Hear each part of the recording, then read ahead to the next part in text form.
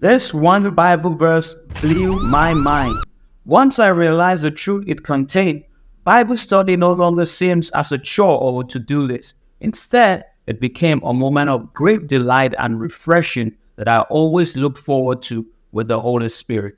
Let me read that one verse and then I'll explain.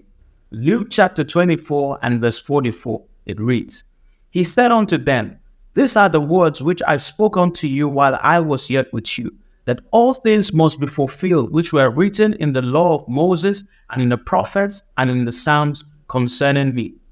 You will notice that Jesus was talking to a much larger audience of his disciples with the emphasis that scriptures were written concerning himself.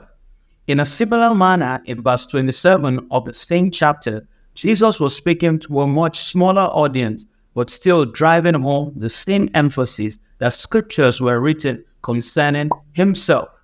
It is important, therefore, that when Jesus makes emphasis on a thing, we pay attention to it. The law of Moses represents the first 5 books of the Bible. The prophets represent the major and the minor prophets, the Psalms. It can be said that Jesus meant Genesis, Exodus, Leviticus, Numbers, Deuteronomy, Isaiah, Micah, Nahum. The Psalms were all written concerning him. Yet when we read the stories of Abraham, Isaac, Jacob, we don't see the name Jesus mentioned. Where and how is Jesus in these books? Let's take, for example, Joseph. Joseph was loved by his father, rejected and hated by his own 11 brothers, who sold him unto death for 20 shekels of silver. But he overcame death and later on became the bread of life to his own family and all non-Israelites.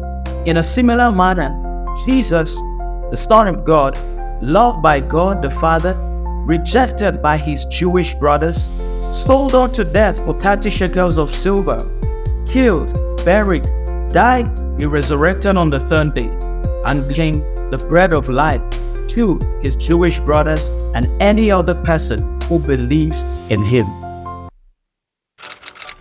Type in the comment section what other book, verse, or story talks about Jesus. And remember, with God, nothing is impossible. Goodbye for now, and I'll see you next time.